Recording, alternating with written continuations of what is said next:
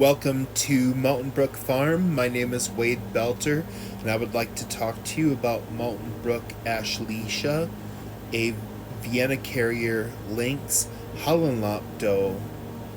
She's out of the dam Alongs Libby, a partial blue eyes VM black otter Holland Lop Doe with the buck Mountain Brook Shirotabi, Blue Eyes VM Chocolate Chinchilla Holland Lop buck. So here is Ashlesha, and right away notice the agouti markings with the white belly and the white and cream around the nose and the ear lacing. But this is very much like a mourning dove. I think of a dove in the coloring, but it is agouti with the white belly and the white under the nose and around the eyes and the ear lacing. Lilac, lynx. Okay, so I just got out the standard and lynx.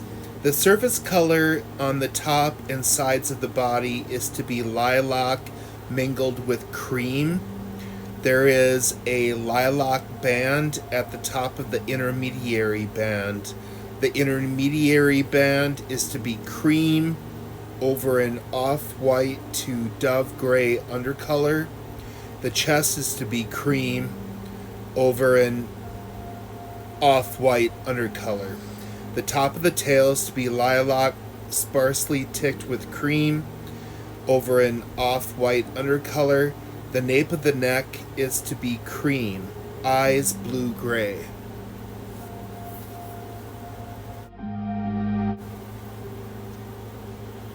So lynx is considered part of the agouti group. So it is agouti. Let me read this again. The surface color on the top and sides of the body is to be lilac mingled with cream. There is a lilac band at the top of the off-white to dove gray undercolor. The chest is to be cream over an off-white undercolor. The top of the tail is to be lilac sparsely ticked with cream over an off-white undercolor. The nape of the neck is to be cream. Eyes are to be blue-gray. So the faults would be animals lacking the lilac influence in the surface color so as to appear cream, or animals with indistinct rings. So I actually have Ashlesha sitting right next to me as I'm making this video, and I see a lot of lilac mingled with the cream, but there is a lot of lilac, which is different from cream. I know that my video of the bands, it had a bright light on it when it was shining down on it, so I don't know if that distorted some of the rings from showing up, but also she is shedding, so her coat is going through that. But when I look at her, I see a lot of lilac intermingled with cream. Ashlesha has produced lilac and chocolate and lynx in her first litter, so we do have that to stand for itself. This is the first day that Ashlesha has arrived from Miss Brown, and she is exploring her new hutch where she has water in a bowl, which is what she's used to, and she has pellets, and she has a litter box with wood pellets and hay. She can go to the upstairs compartment to get away from things. I'm not sure how we're going to do her Kindle. What I thought I would do is I thought I would put hay in the upper compartment and see if she decided to use that for Kindle or if she's going to Kindle right in her litter box. I'm not sure. but we're kind of exploring things right now and getting reacquainted. And she is being bred. She is being bred to Mountain Brook Hershey, a Vienna Carrier chocolate self chinchilla Holland Lop buck. Well, it looks like Ashlesha is settling into her new hutch. She's eating some rabbit pellets and she has been drinking some water. She is acclimating and settling in.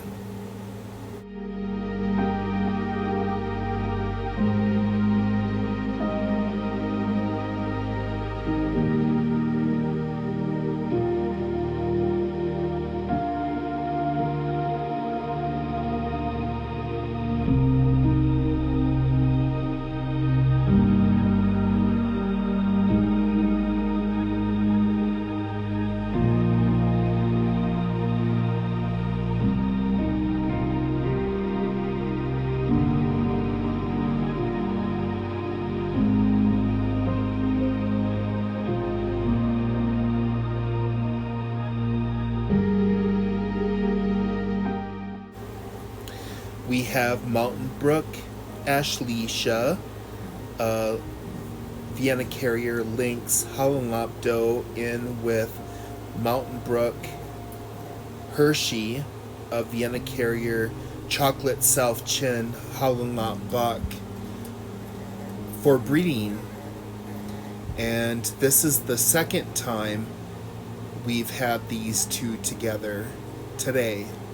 So you can see that Hershey is courting, but Ashlesha is a particularly difficult doe in the breeding shed. So you will see me hold her head down and allow the buck to mount her when she lifts. The important thing about breeding a pair of rabbits is that the doe will lift so that the buck can tie. If you don't see the buck tie, it's very difficult for you to know for sure that she's been bred. So we always look for that tie. And shortly here you will see that.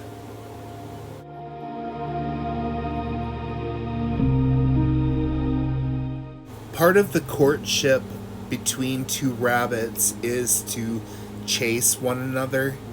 I see this when I pair two rabbits together. There is an initial greeting, and then it goes right to dominating. They begin dominating one another, whether it is the buck trying to dominate the doe or the doe being very frustrated with the situation, and she starts dominating the buck in order to entice him to chase her. So there is dominating and there is chasing. There's a lot of chasing, and then finally you look at the doe to lower her head and lift where the buck can tie and fall off. So a lot of breeders look at how many fall-offs they have as far as knowing how well a rabbit is bred. Basically, they do tie. Some of them are quite loud about it. Others are pretty quiet, but it's not uncommon to hear rabbits make a lot of noise during this.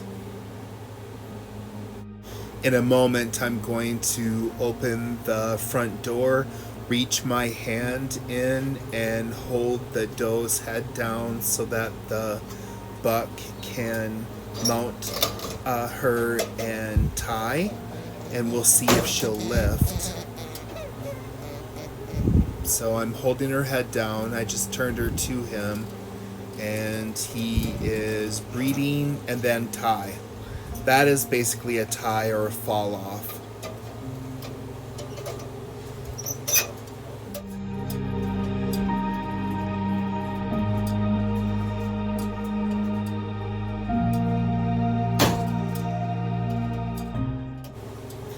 The buck will continue to court the doe after breeding. When we put a pair together, sometimes they will breed 2, maybe even 3 times in a time period. A buck that is eager to breed may fall off a doe without actually having tied. So it really is the observation to know how many ties you have. A lot of people talk about fall-offs, but really it's about the tie.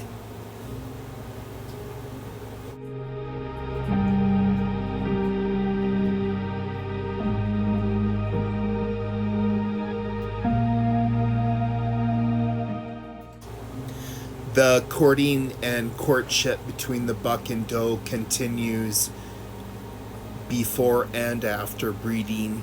The time after is just as important. Some bucks are too aggressive in the breeding shed and should be watched carefully and removed immediately after tie has been achieved, or 2 or 3 ties. But you've got to be wary of the too aggressive of a buck in the breeding shed.